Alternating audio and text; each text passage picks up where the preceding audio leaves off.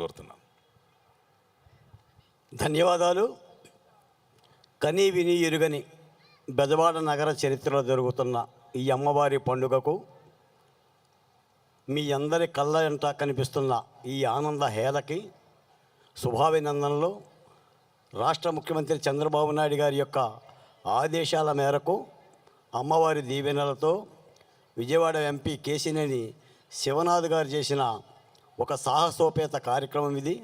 ఎంతోమంది పెద్దలందరూ కలిసి టీం వర్క్గా ఈ కార్యక్రమాన్ని నిర్వహించారు. ఈ సందర్భంగా ఒక మాట చెప్పాలి.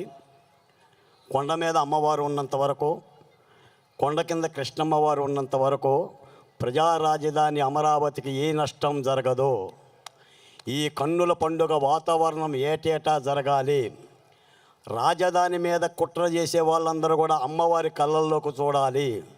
మహిషాసుర మర్దినిలాగా నాడు అమరావతిలో ఉన్న చీకట్లను తొలగించి వెలుగు దివ్యలో కనిపించని ఇదొక అద్భుతమైన ప్రతిజ్ఞ చెయ్యాలి బెజవాడ నగర వాసులు. అమరావతిని మీరు ఆదుకోవాలి. అమరావతి మీద ఎలాంటి కుట్రలు జరిగినా కూడా ఛేదించాలి. అమ్మవారికి అండగా ఉండాలి.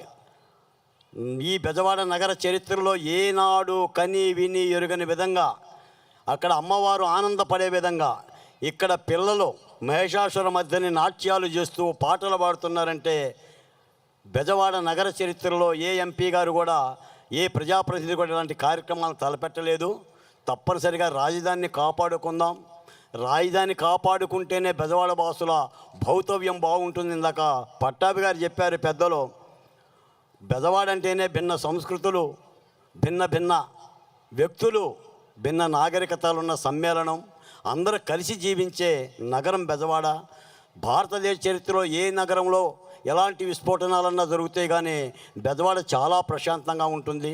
దానికి కారణం కేవలం అమ్మవారి అని చెప్పి మరోసారి మీ అందరికీ తెలియజేస్తూ అమరావతిని రక్షించుకోవాలని పదే ఎందుకంటే ఆ వ్యతలను ఆందోళనలను భరించిన ఆ అమరావతి రైతుల మహిళల తరపున ఒక మాట చెప్పాల్సిన భాగ్యం నాకు కలుగజేసినందుకే పట్టాభి గారికి, చిన్ని గారికి కృతజ్ఞతలు తెలియజేస్తూ నాకు ఇచ్చిన అవకాశానికి ధన్యవాదాలు. ధన్యవాదాలు పెద్దలందరికీ. మరి ఇప్పుడు